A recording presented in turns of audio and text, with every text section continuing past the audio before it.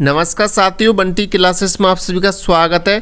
तो आज मैं आपके लिए प्रोफिशिएंसी इन इंग्लिश की एक और क्लास लेके आया हूँ। जी हाँ दोस्तों, 905 आप कोड देख सकते हैं, प्रोफिशिएंसी इन इंग्लिश और MPDLED second year second class. ठीक है, ये दूसरी क्लास है। इससे पहले एक क्लास करा चुका हूँ प्रोफिशिएंसी इन इंग्लिश की, चाहे आप प्रथम वर्ष में हो चाहे आप द्वितीय वर्ष में हो। लेकिन जो क्लास आज की है वो द्वितीय वर्ष वालों के लिए इम्पोर्टेंट है, क्योंकि यही प्रोफिशिएंसी इन इंग्लिश सब्जेक्ट है वो प्रथम वर्ष में भी होती है, द्वितीय वर्ष में भी होती है, दोनों की सब्जेक्ट सेम है। लेकिन आज ही क्लास में जो इंपॉर्टेंट क्वेश्चन आंसर है वो सेकंड ईयर में सबसे ज़्यादा पूछे गए, इसीलिए सेकंड ईयर वाले बच्चे सबसे ज़्यादा ध्यान देंगे और फर्स्ट ईयर वाले भी इसे पढ़ेंगे। प्रोफिशिएंसी इन इंग्लिश सब्जेक्ट है जो फर्स्ट ईयर में, इसका जो कोड होता है वो 806 होता है। ठीक है, 806 होता है। और जो सेकंड ईयर में इसी सब्जेक्ट का जो कोड है वो 905 होता है। ठीक है, clear. MPDLED second year first year दोनों स्टूडेंट देखें, लेकिन सेकंड ईयर वाले ज़्यादा ध्यान देंगे। तो ये सारे के सारे इंपॉर्टेंट क्वेश्चन आंसर है। और बंटी क्लासेस के अभी तक आपने नोट्स नहीं लिए, चाहे फर्स्ट ईयर में हो चाहे सेकंड ईयर में हो, तो नोट्स ले लो, नोट्स भी पढ़ना और ये क्लासेस भी देखना। नोट्स में ये क्लासेस की PDF वगैरह सब मिल जाएंगी। ठीक है, तो चलिए एक एक करके सारे क्वेश्चन आपके सॉल्व कराएंगे। इंपॉर्टेंट है, इनमें से एग्जाम में काफ़ी क्वेश्चन आपको देखने को मिल सकते हैं। तो अभी तक आपने बंटी क्लास से यूट्यूब चैनल को सब्सक्राइब नहीं किया है तो सबसे पहले सब्सक्राइब करो जल्दी। जितने भी बच्चे नए जुड़ रहे हैं सब्सक्राइब करो। और भी क्लास देखने के लिए और MPDLED की जानकारी के लिए आप हमारा टेलीग्राम चैनल और इंस्टाग्राम पर हमें फॉलो कर सकते हैं। नीचे डिस्क्रिप्शन में आपको लिंक मिल जाएगी सभी चैनल्स की। चलिए मैं आपके एक एक करके सारे क्वेश्चन सॉल्व कराता हूँ। इंपॉर्टेंट है, ये सारे के सारे क्वेश्चन आपको अच्छे से पढ़ना है। ठीक है, पहले आपको ध्यान से क्वेश्चन को समझना है, उसके बाद आपको आंसर देना है। ठीक है, तो पहला क्वेश्चन आपका एक्सप्लेन, टेलीफोनिक के बारे में बात करना है। टेलीफोनिक कॉन्वर्जेशन विद एग्जाम्पल, यानी कि टेलीफोनिक वार्तालाप क्या होता है वो आपको बताना है। ठीक है, टेलीफोनिक आप यहाँ पे हिंदी अनुवाद देख सकते हैं। टेलीफोनिक वार्तालाप को उदाहरण सहित समझाना है आपको। तो टेलीफोनिक वार्तालाप होता क्या है पहले आपको ये समझना है। ठीक है, आप इंग्लिश में यहाँ पे देख सकते हैं टेलीफोनिक कॉन्वर्सेशन विद एग्जाम्पल। ठीक है, तो यहाँ पे मैं आपको अच्छे से समझाऊंगा टेलीफोनिक वार्तालाप क्या होता है। इसका हिंदी इंग्लिश दोनों में आपको समझाऊंगा। ठीक है, तो यहाँ पे इसकी थोड़ी सी छोटी सी परिभाषा दे रखी है हमने, आपको कैसे लिखना है। A telephonic conversation is a talk between two people on the phone, यानी कि मैं आपको इसमें समझाऊं साथियों, आप मोबाइल फ़ोन पे जब दो लोग एक दूसरे से बात करते हैं उसे ही क्या कहते हैं, टेलीफोनिक कहते हैं। ठीक है, टेलीफोनिक वार्तालाप कहते हैं, यानी कि आप मोबाइल फ़ोन पे या टेलीफोन पे आप बात करते हैं किसी और से तो उसे क्या कहते हैं, टेलीफोनिक कॉन्वर्सेशन कहते हैं। ठीक है, it should be clear polite and brief because we can not see facial expression. जैसे यहाँ पे एग्जाम्पल देखेंगे आप, जैसे कोई A नाम का लड़का है B नाम की लड़की से बात करेगा। ठीक है, जैसे आप बात करते हैं तो आप क्या बोलते हैं, जैसे मैंने आपके लिए फ़ोन लगाया तो आप क्या बोलोगे, एग्जाम्पल के तरीके से मैं आपको समझा रहा हूँ। Hello, may I speak to Ravi, क्या मैं रवि से बात कर सकता हूँ। तो जैसे B नाम का लड़का है वो बोलेगा यस, जी हाँ मैं रवि बोल रहा हूँ। तो ऐसे ही तो बात होगी ना, यस स्पीकिंग, यानी कि मैं रवि बोल रहा हूँ। ठीक है, जैसे आप I am calling about tomorrow meeting, okay thank you for informing. तो आप जैसे एग्जाम्पल दे सकते हैं जैसे यहाँ पे मैंने दिया है। ठीक है, आपको क्वेश्चन को समझना है पहले, उसके बाद इस आंसर को लिखना है। ठीक है, आंसर को हिंदी में समझने के लिए यहाँ पे मैंने हिंदी भी दे रखी है, आपको ये भी पढ़ना है। जैसे मैं आपको हिंदी में पढ़ के सुनाऊँ, टेलीफोनिक पर दो लोगों के बीच होने वाली बातचीत को टेलीफोनिक वार्तालाप कहते हैं। ठीक है, इसमें भाषा स्पष्ट, विनम्र और संक्षिप्त होनी चाहिए। उदाहरण के तौर पे आप यहाँ पे देख सकते हैं, हेलो क्या मैं रवि से बात कर सकता हूँ, जी मैं रवि बोल रहा हूँ। ठीक है, आप ऐसे एग्जाम्पल दे सकते हैं। आपको ये क्वेश्चन को अच्छे से पढ़ना है, फिर उसके बाद आंसर को समझना है। ठीक है, ऐसे आप नेक्स्ट क्वेश्चन की तरफ चलते, जैसे कि टेलीफोनिक कॉन्वर्सेशन में मैं आपको कुछ पॉइंट के माध्यम से भी समझाना चाहूँ। जैसे पॉइंट अगर आपको डायरेक्ट याद नहीं होता है तो आप ऐसे पॉइंट भी लिख सकते हैं। जैसे यहाँ पे मैं आपको हिंदी और इंग्लिश में दोनों में समझाऊंगा। तो आप देख सकते हैं, talking on phone between two people. ठीक है, फ़ोन पर दो लोगों के बीच बातचीत होती है। Talking on phone between two people, phone पर दो लोगों की बातचीत होती है। ठीक है, तो आप ये कह सकते हो, voice must be clear and polite. Voice यानी कि आपकी आवाज़ है वो बहुत संक्षिप्त और क्लियर होती है, स्पष्ट होती है, विनम्र होती है। ठीक है, और यहाँ पे आप देख सकते हैं, शॉर्ट सेंटेंस आर यूज्ड। ये ऐसे पॉइंट बना के आप लिख सकते हैं अगर टेलीफोनिक के बारे में आपसे अगर कोई क्वेश्चन पूछता है तो। ठीक है, बस आपको ध्यान रखना है मेन शब्द, जैसे कि इसमें इसमें आपको क्या ध्यान रखना है, ये ध्यान रखना है बस। कैसा भी क्वेश्चन अगर आपको ये दिखाई दे रहा है टेलीफोनिक कॉन्वर्सेशन, अगर आपको ये 2 शब्द दिखाई दे रहे हैं तो आप ये लिख सकते हैं, ठीक है। 2 शब्द का ही मैटर है बस, और कुछ नहीं, बाकी का तो आप समझ सकते हैं क्वेश्चन को, जिन बच्चों की इंग्लिश कमज़ोर है, ठीक है। बाकी अगर आपको ये 2 शब्द ध्यान रखते हैं तो आप ये पॉइंट लिख सकते हैं। यहाँ पे आप देख सकते हैं point, talking on phone between 2 people, voice must be clear and polite, और short sentence are used, no gestures, only words matter, ठीक है। ये पॉइंट आप लिख सकते हैं, और ये भी आप लिख सकते हैं, इसमें मैंने बताया है वैसे, ठीक है। इसकी जो छोटी सी परिभाषा है वो आप लिख सकते हैं, a telephonic conversation is a talk between 2 people on the phone, ठीक है। ये इसकी छोटी सी परिभाषा है, वार्तालाप किसे कहते हैं। ये हिंदी साथ साथ दी ताकि आपको समझ आ सके, ठीक है। आप इसे समझ सकते हैं आराम से।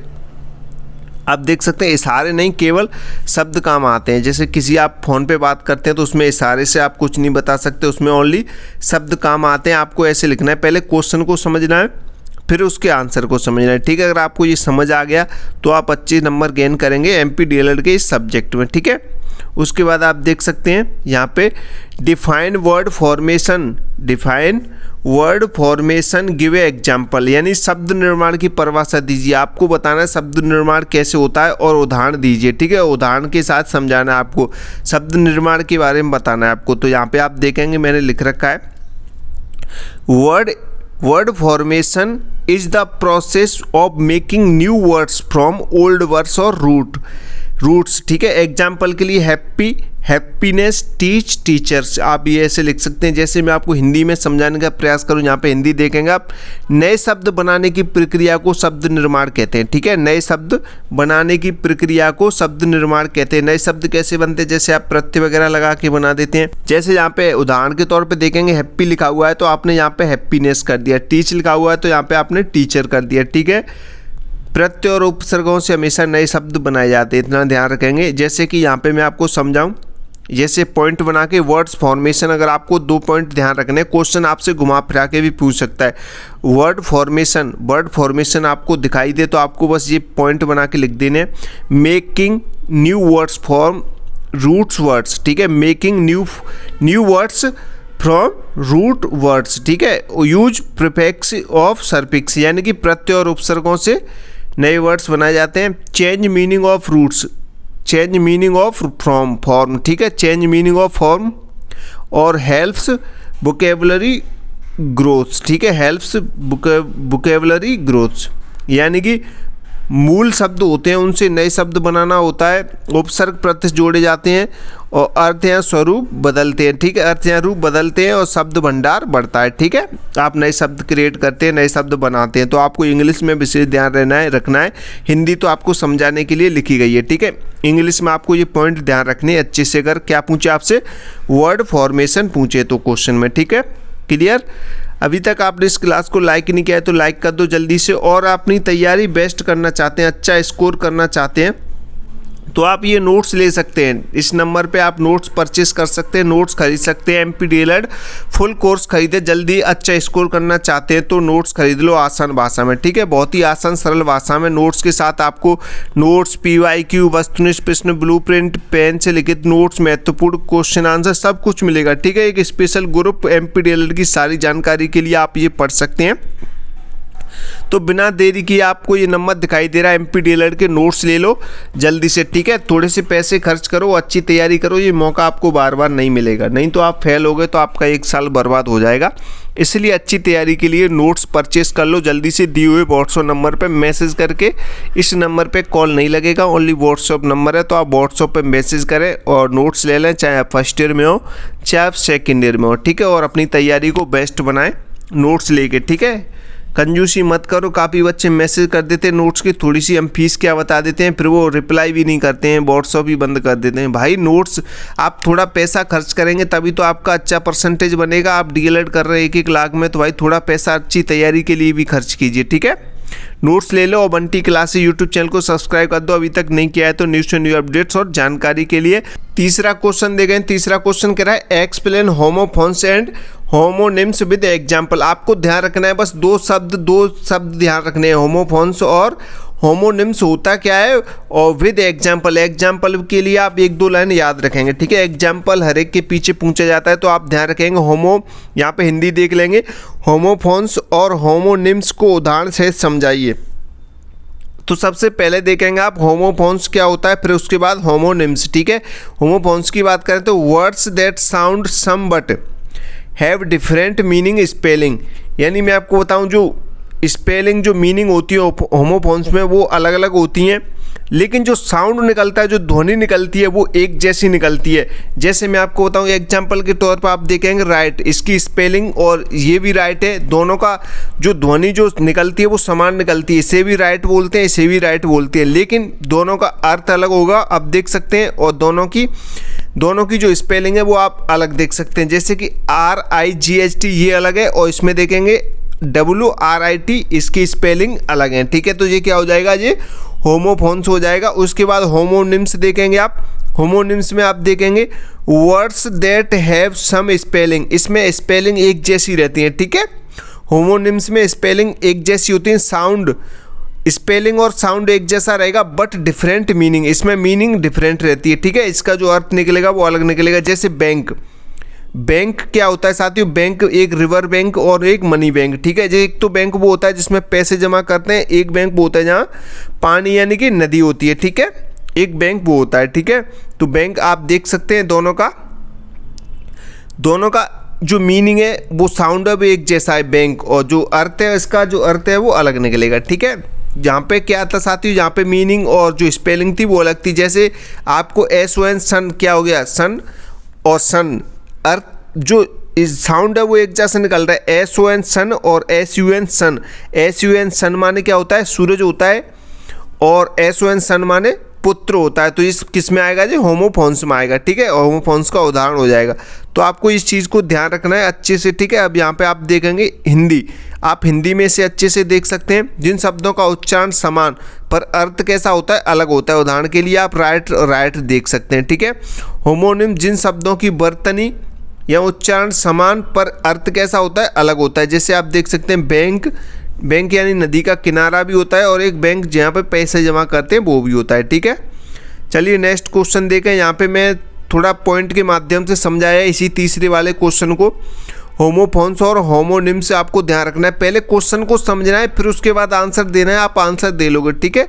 छोटी छोटी लाइनें आसान शब्दों में हम आपके लिए लेके आए। यहाँ पे देखेंगे homophones sound same meaning different, यानी कि जो होमोफोन्स होते हैं उनके जो साउंड होते हैं वो सेम होते हैं, और जो मीनिंग होती है वो जो अर्थ होता है वो डिफरेंट होता है, ठीक है। एग्जाम्पल के लिए आप देख सकते हैं सन, सन, दोनों को सन सन पढ़ सकते हैं, लेकिन दोनों का अर्थ अलग अलग होता है। SUN सन माने सूर्य होता है, और SON सन माने पुत्र होता है, ठीक है।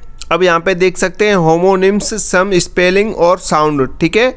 आप देखेंगे होमोफोन से उनका जो स्पेलिंग है वो सेम रहता है और साउंड, ठीक है। साउंड और स्पेलिंग कैसा रहता है, सेम रहता है, लेकिन अर्थ कैसा होता है, अलग होता है, ठीक है। अब यहाँ पे देखेंगे सम सेम सेम स्पेलिंग, यानी कि BAT बैट यानी सेम स्पेलिंग है, आप देख सकते हैं सेम है, साउंड भी सेम है, बैट भी बैट बोलेंगे, लेकिन बैट माने एनिमल और गेम दोनों के लिए ये बैट यूज होता है, ठीक है।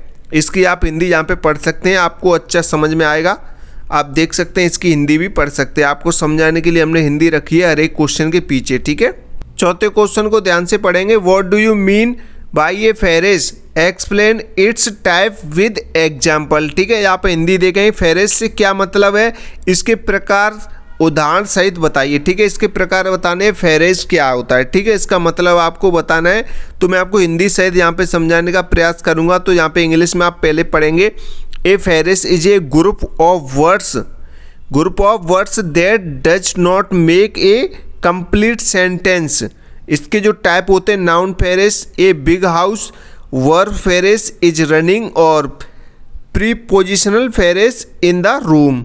तो आप ये देख सकते हैं इसके एग्जाम्पल मैं आपको हिंदी में समझाने का प्रयास करूं। जो फेरेस होता है वो क्या होता है, फेरेज होता है वो शब्दों का समूह होता है जो पूरा वाक्य नहीं बनाता है, ठीक है। फेरेज क्या होता है, शब्दों का समूह होता है जो पूरा वाक्य नहीं बनाता। आप हिंदी के माध्यम से समझ सकते हैं। इसके जो प्रकार हैं आप यहाँ पे प्रकार देख सकते हैं। संज्ञा वाक्यांश जैसे कि ए बिग हाउस, और क्रिया वाक्यांश में इज रनिंग, और संबंध बोधक वाक्यांश में इन द रूम। आप ये इसके एग्जाम्पल देख सकते हैं, आप इनको समझिएगा हिंदी, पहले आप इंग्लिश को पढ़िएगा अच्छे से, फिर उसके बाद आप इसकी हिंदी देखेंगे तो आपको समझ आएगा अच्छे से। ठीक है, यहाँ पे हमने जो कुछ पॉइंट बना दिए हैं चौथे क्वेश्चन के माध्यम से, आप इन पॉइंट को समझकर आप आराम से लिख सकते हैं। अगर आपको ज़्यादा डिटेल में नहीं जाना है तो जैसे आप देख सकते हैं, group of words without full meaning. ठीक है, नॉट ए कंप्लीट सेंटेंस।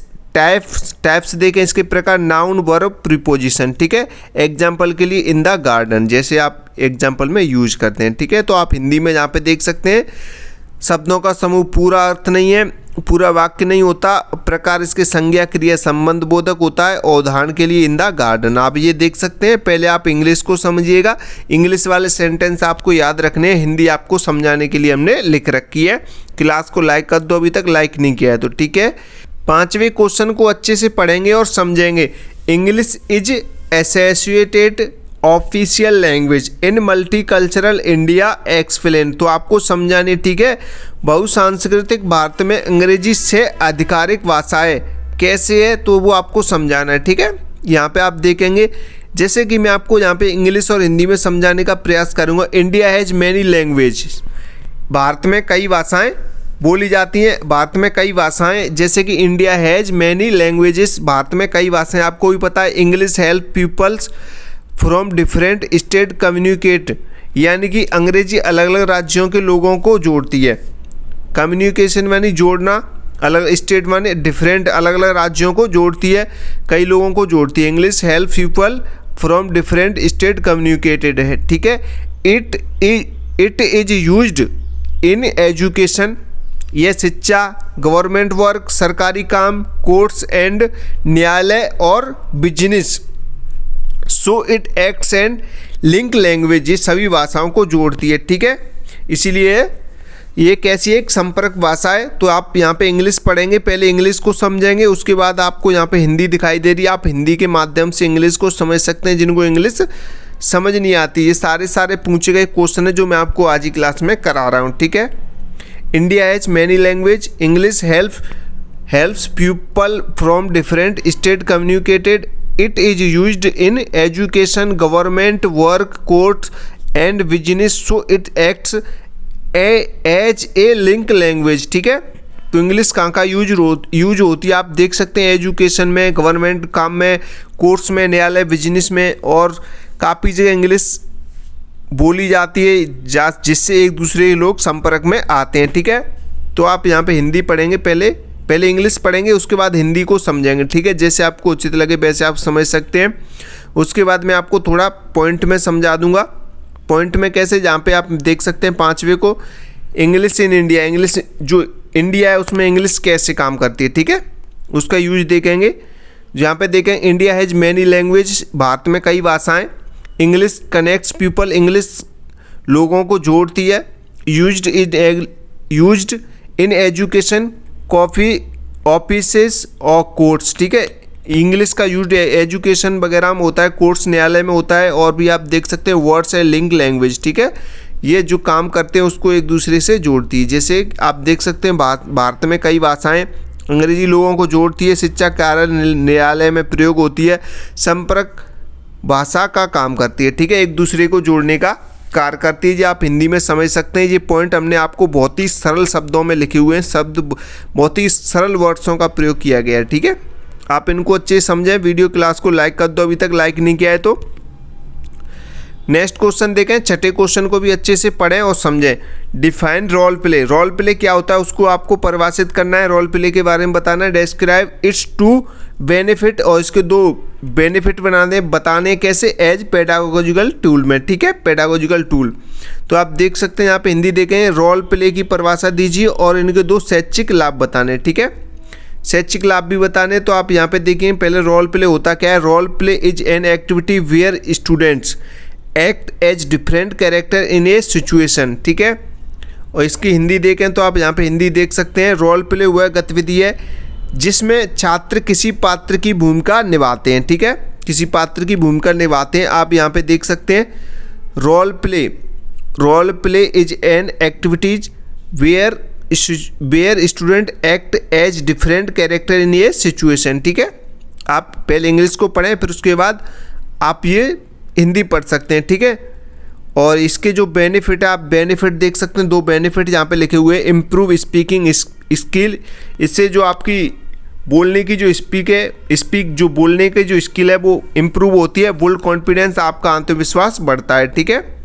और इसकी हिंदी भी नीचे दे रखी होगी, बोलने की क्षमता बढ़ती है और आत्मविश्वास बढ़ता है, आप ये देख सकते हैं, ठीक है। चलिए नेक्स्ट आपको पॉइंट के माध्यम से समझा देता हूँ मैं रोल प्ले के बारे में। रोल प्ले के कुछ यहाँ पे पॉइंट बनाए, आप रोल प्ले के पॉइंट देख सकते हैं, ठीक है। एक्टिंग डिफरेंट कैरेक्टर्स, आप अलग अलग पात्रों के अभिनय करते हैं, एक्टिंग करते हैं अलग अलग कैरेक्टरों की। यूज्ड इन क्लासरूम लर्निंग, ये क्लासरूम में आपको सीखने में हेल्प करती है, ठीक है। कक्षा में उपयोगी गतिविधियाँ, ठीक है, कक्षा में सीखने को हेल्प करती है। इम्प्रूव स्पीकिंग स्किल और बिल्ड कॉन्फिडेंस, ठीक है। आपका जो स्पीकिंग जो स्किल है वो इम्प्रूव होती है और आपका जो कॉन्फिडेंस है वो बढ़ता है, ठीक है, आत्मविश्वास बढ़ता है, देख सकते हैं आप। तो चलिए नेक्स्ट क्वेश्चन देखते हैं। ये सारी पीडीएफ जो नोट्स हैं, इंपॉर्टेंट क्वेश्चन आंसर हैं, अगर आपने हमारे जो कोर्स ले रखा है सेकेंड ईयर का, फर्स्ट ईयर का, उसमें आपको ये मिल जाएंगे इंग्लिश के इंपॉर्टेंट क्वेश्चन आंसर जो हम आज ही क्लास में करा रहे हैं, ठीक है। क्लास को लाइक कर दो, लाइक नहीं करते हैं आप लोग, लाइक करोगे जब भी तो मैं आपके लिए क्लास लेके आऊँगा। आप लाइक करते नहीं हो तो क्लास में आगे कैसे लेके आऊँ बताइए, ठीक है। कम से कम 200 लाइक कराओ इस पर, ठीक है, तभी मैं आगे नेक्स्ट क्लास लेके आ पाऊँगा। तो आपका जो 7वां क्वेश्चन है, आप 7वां क्वेश्चन देखेंगे। 7वां क्वेश्चन क्या कर रहा है, explain error analysis in writing steps, यानी कि लेखन में त्रुटि विश्लेषण क्या है। जो लेखन में त्रुटि विश्लेषण आता है, एरर आता है, उसको आपको बताना, उसके चरण बताने, ठीक है, राइटिंग स्टेप्स बताने उसके। तो आप यहाँ पे इसके स्टेप्स पहले आप समझिएगा। एरर क्या होता है, एरर विश्लेषण क्या होता है, एनालिसिस क्या होता है। Error analysis means finding and correcting mistake in writing, ठीक है।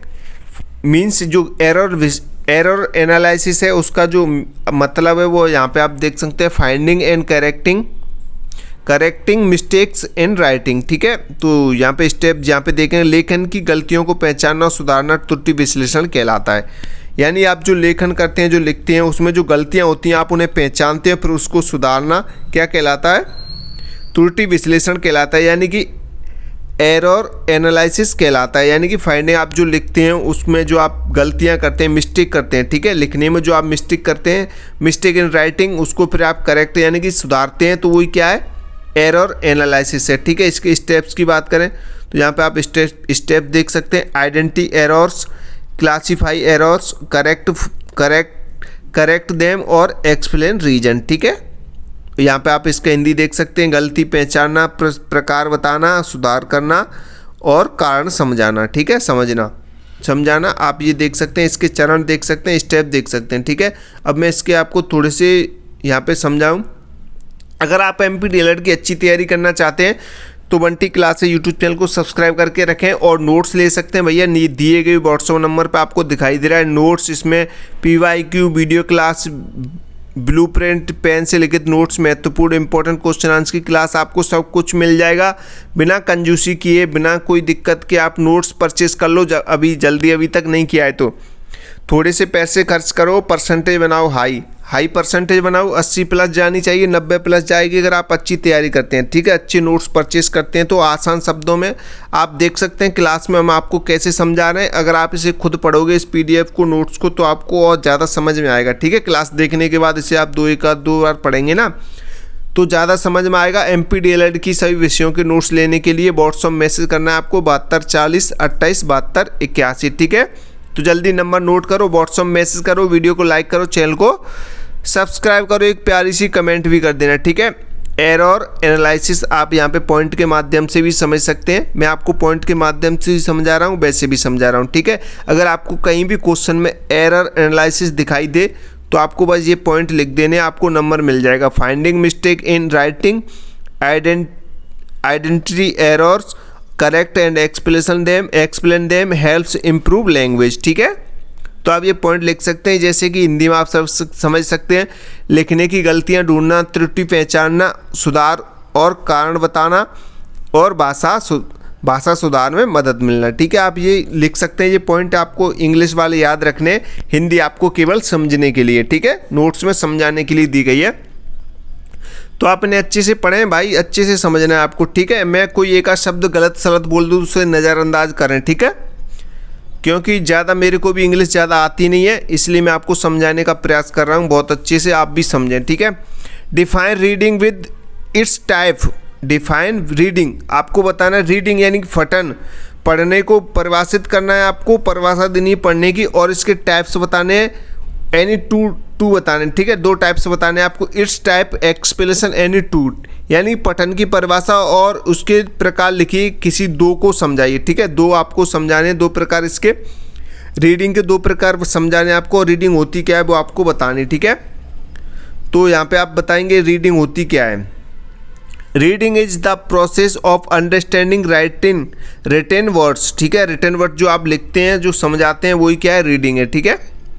Loud reading, silent reading, intensive reading, extensive reading, ये आपकी क्या होती है, रीडिंग होती है। ये टाइप होते हैं, जो प्रकार होते हैं रीडिंग के, ठीक है। यहाँ पे मैं आपको 2 प्रकार समझाऊंगा। जैसे लिखे हुए शब्दों को समझने की प्रक्रिया को क्या कहते हैं साथियों, पठन यानी कि पढ़ना यानी कि रीडिंग कहते हैं। लिखे हुए शब्दों को समझने की प्रक्रिया को पठन कहते हैं। मौन पठन, जोर से पठन, और गहन और व्यापक, ठीक है। ये आपके हिंदी में आप समझ सकते हैं। Reading is the process of understanding written words, जो लिखे हुए शब्दों को आप जो समझ सकते हैं उसे क्या बोलते हैं, रीडिंग बोलते हैं। मैं आपके लिए बहुत आसान भाषा में लेके आऊँ। इसके प्रकार की बात करें तो लाउड रीडिंग, आप जोर से पढ़ सकते हैं। साइलेंट रीडिंग, साइलेंट पढ़ सकते हैं। इंटेंसिव रीडिंग और एक्सटेंसिव रीडिंग, ये भी आपके प्रकार हैं। इसके 4 प्रकार हैं, तो इसको 2 प्रकार आपको समझाने हैं।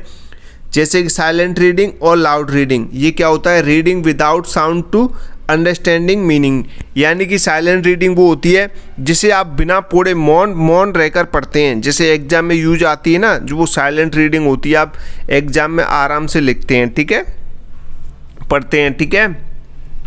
साइलेंट रीडिंग, एग्जाम के लिए आप जो तैयारी करते हैं वो साइलेंट यानी मौन रह के जो करते हैं उसे साइलेंट रीडिंग कहते हैं। राइटिंग विदाउट साउंड, बिना साउंड के आप पढ़ते हैं, समझते हैं, वो क्या है साथियों, वो साइलेंट रीडिंग है। Loud reading, reading allowed for pronunciation practice, ठीक है, आप जोर से बोलते हैं, जोर से बोल कर पढ़ते हैं, याद करते हैं, उसे क्या बोलते हैं, लाउड रीडिंग बोलते हैं। यहाँ पे देख सकते हैं, उच्चारण सुधारने हेतु जो पढ़ाई करते हैं उसे क्या बोलते हैं, जोर से पठन, यानी कि लाउड रीडिंग, और मौन पठन बोलते हैं। साइलेंट रीडिंग, बिना आवाज़ के पढ़ना, ठीक है। हिंदी आपको समझाने के लिए दी गई है, आपको इंग्लिश पे विशेष फोकस करना है, ध्यान रखना है इंग्लिश का, ठीक है। अब यहाँ पे रीडिंग के कुछ पॉइंट हमने यहाँ पे लिख रखे हैं। रीडिंग क्या होती है, रीडिंग को आप समझिएगा, रीडिंग होती क्या है, ठीक है।